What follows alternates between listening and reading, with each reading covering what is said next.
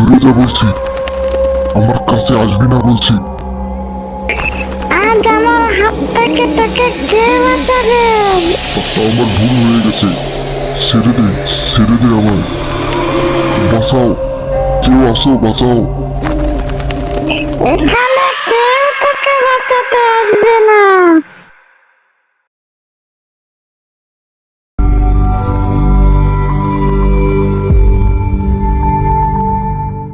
তুমি এইভাবে মদ খেয়ে টাকাগুলো নষ্ট করছো, ঘরে বাজার নেই। এই বেশি কথা বলিস না তো, জানিস না মদ না খেয়ে আমি থাকতে পারি না। আম্মু আম্মু, খুব খিদে লাগছে, ভাত দাও। দেখেছো মেয়েটা কিভাবে কান্না করছে? যা আছে তাই রান্না কর, জ্বালাস না তো। আমি যাচ্ছি, ফিরতে রাত হবে। আমার মদ না খেলে ঘুম আসে না, মদকে খারাপ কে বলে। শীতলপুর নামের এক গ্রাম ছিল, যেখানে রহিম নামের এক লোক বাস করত। তার ঘরে ছোট্ট একটা মেয়ে ছিল, কিন্তু রহিমের খুব মদের নেশা ছিল। ঠিকমতো বাজার করতো না, স্ত্রী সন্তানদের ঠিকমতো দেখতো না। প্রতিদিনের মতো কিরে রহিম, এসেছিস?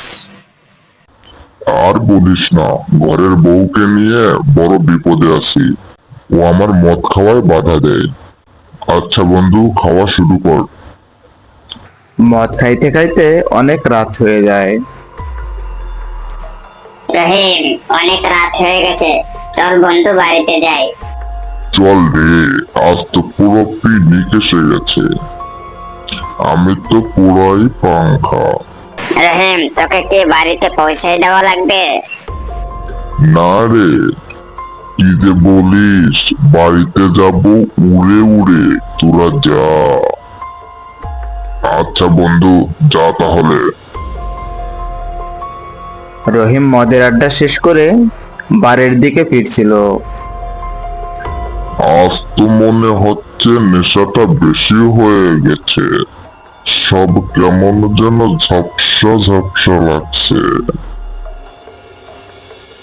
রহিম একা একা কথা বলতে বলতে হাঁটতে থাকে।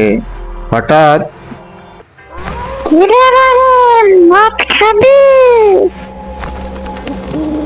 কে কথা বললো রে? কে ওখানে? মনে হচ্ছে ভুল শুনছি, আজ একটু বেশি খেয়ে ফেলেছি তো। কে যেন দাঁড়িয়ে আছে মনে হচ্ছে, দেখি তো কাছে গিয়ে। এ কি?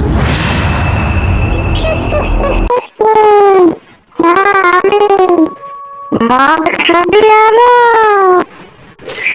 আচ্ছা, রক্ত দিয়ে আমি নেশা করবো। এই মদ খাওয়া নিয়ে তুই আমাকে মেরেছিলি, মনে পড়ে? দূরে যা, দূরে যা বলছি, আমার কাছে আসবি না বলছি। আজ আমার হাত থেকে তোকে কে বাঁচাবে? এইটা দিয়ে আমাকে তুই খুন করেছিলি, মনে আছে তো?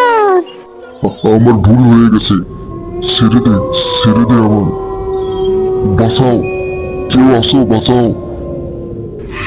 এখানে কেউ তোকে বাঁচাতে আসবে না।